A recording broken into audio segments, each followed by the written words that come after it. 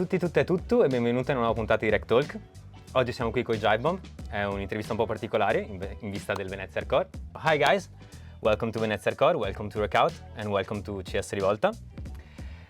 First question, I would like to introduce yourself as a band and to the people who maybe doesn't know you, because here we have many different audiences, type of audiences, from hip-hop music, trap music and hardcore music, and maybe some people doesn't know you, so introduce yourself.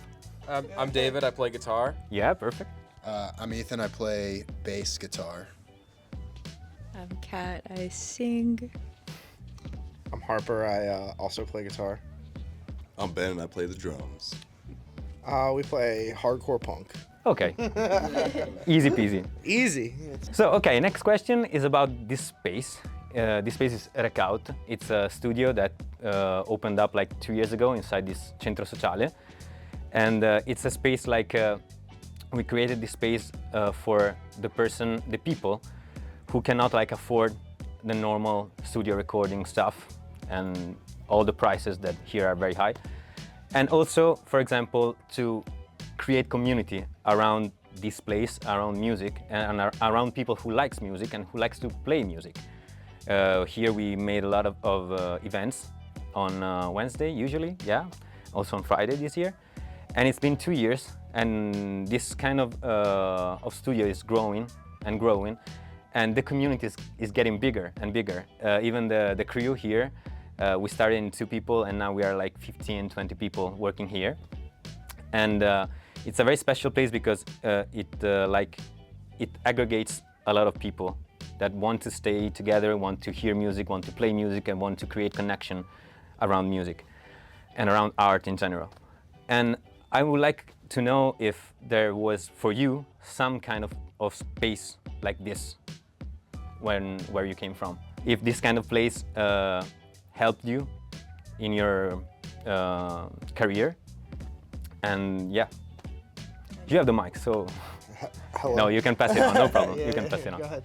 Start. I don't think that there's anything where I'm from that's at least this big. Okay. I think a lot of because they're from, these 3 are from Maryland, but me and the drummer over there, we're from Maine, New Hampshire, so New England in the United States.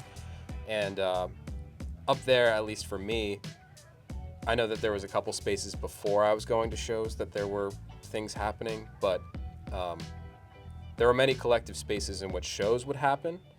A lot of them would get shut down quickly, so they would have to move and new things open up. But as far as like a collective space, sometimes those would be maybe outside of music. So it would be like a collective of people would live in a space, or those things would be kept very, they wouldn't want shows there because they wouldn't want to ruin the very underground, opportunity of living there.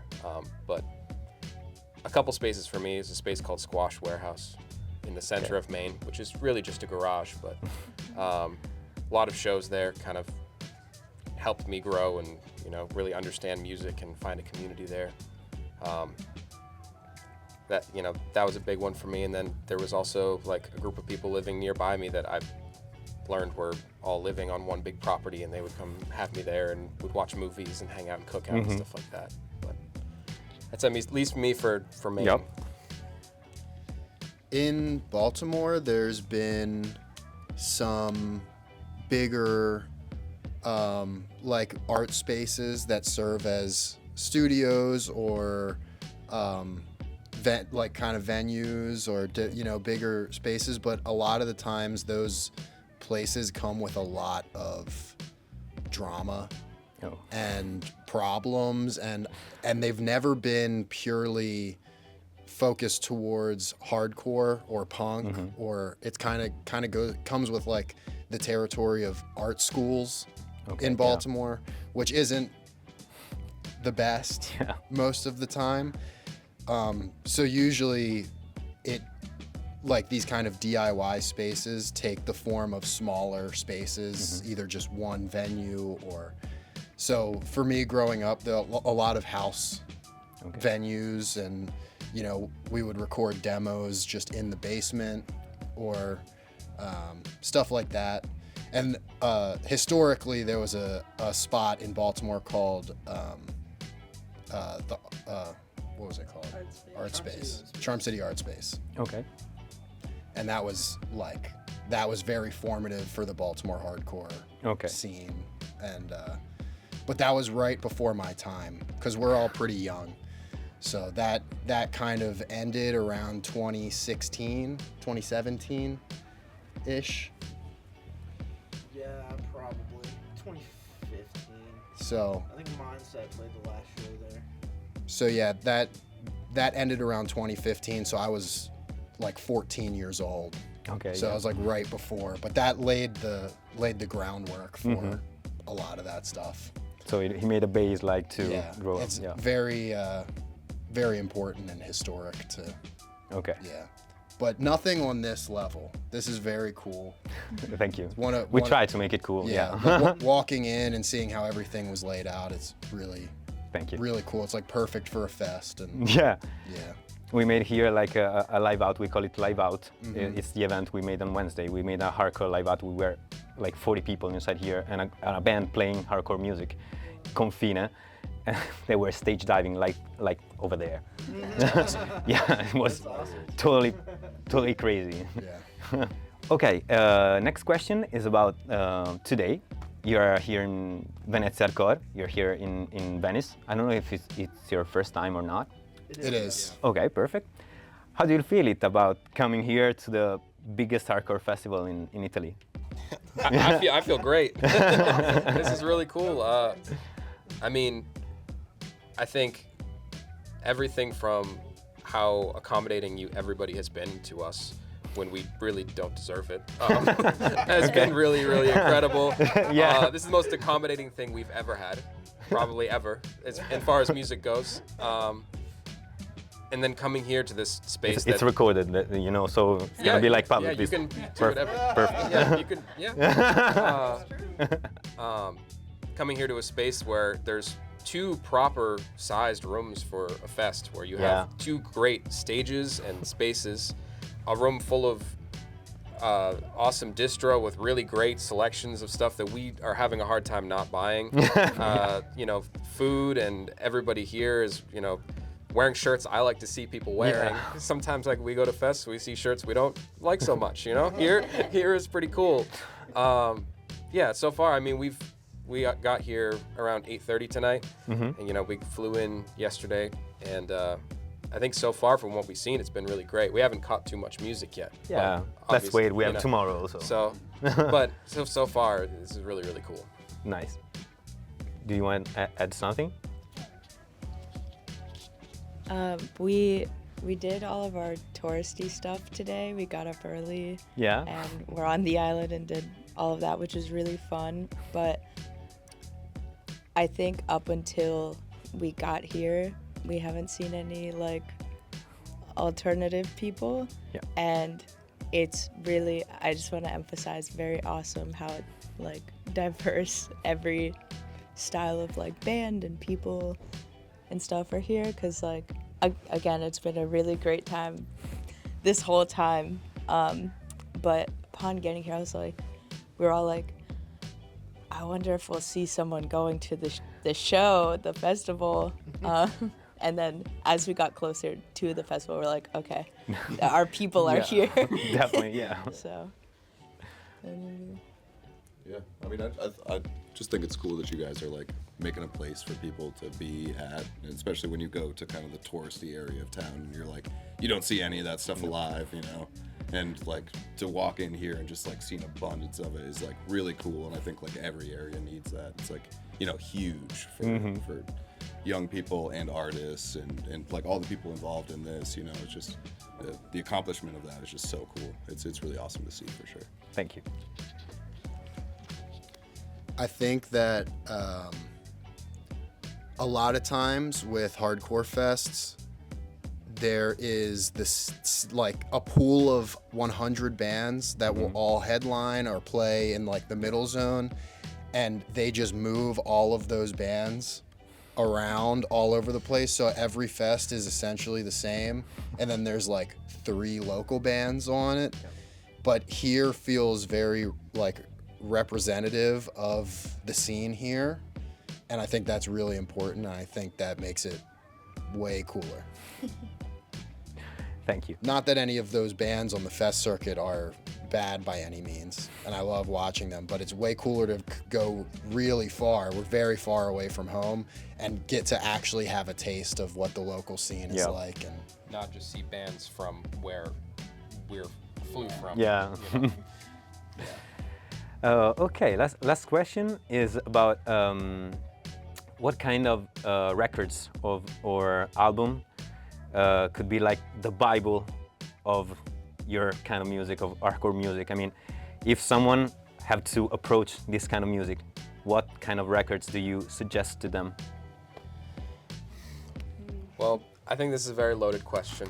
It's a big question. Yep. And I don't think there's like an answer really, because I mean, we were talking a little bit about it where we can all say a record we think is really great, but depending on where you are in your life or where you're coming from, most of them probably won't make sense to you.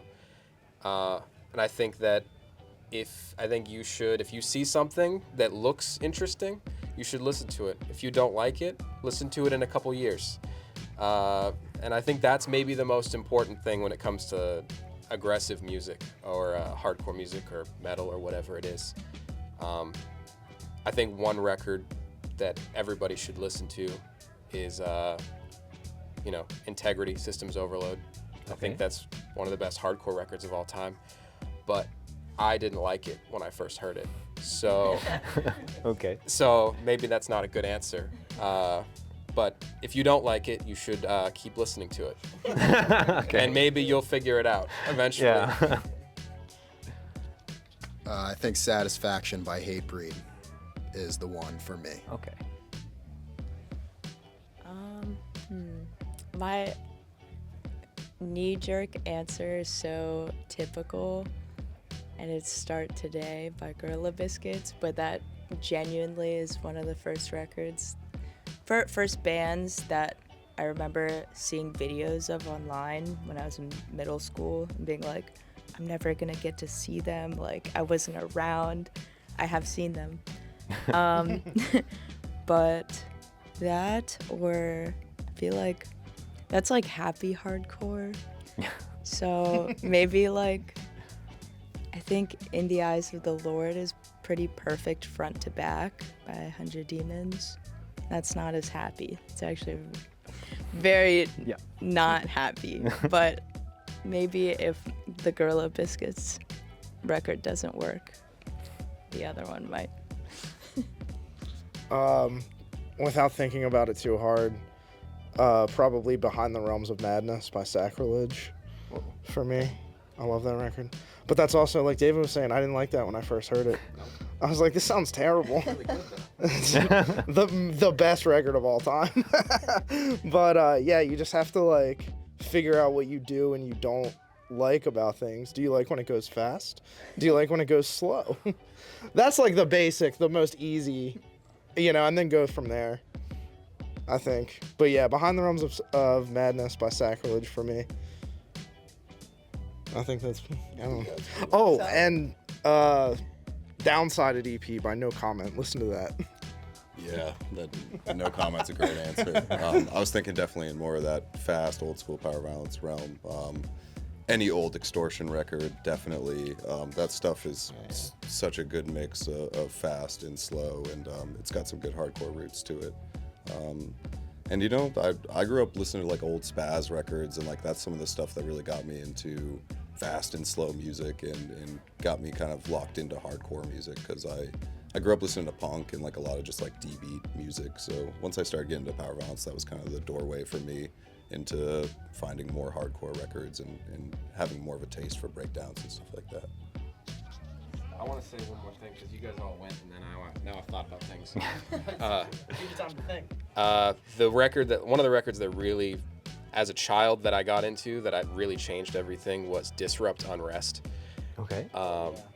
If you haven't heard Disrupt Unrest, if you like punk music, it's gonna make sense to you. If you like hardcore music, there are two-step parts, there are blast beat parts. The lyrics are as a kid, I thought were some of the most powerful things I'd heard. Like if A Life's a Life doesn't make you feel something, you should keep listening to it. But very important record. Okay, I'm gonna listen to this because I didn't know that. Okay, to me it was like Rage Against the Machine. Yeah. It's like the first album of the Rage Against the Machine to me was like the opening up for hardcore music. Guys, thank you very much. Can't wait to see you play tomorrow. Yes. And have a nice evening and day here in Venice at the Venezia Hardcore. Thank you for being here. Thank you very much. Thank you. Thank you for having us. Ciao a tutti, tutte e tutto e ci vediamo alla prossima puntata di RECTALK.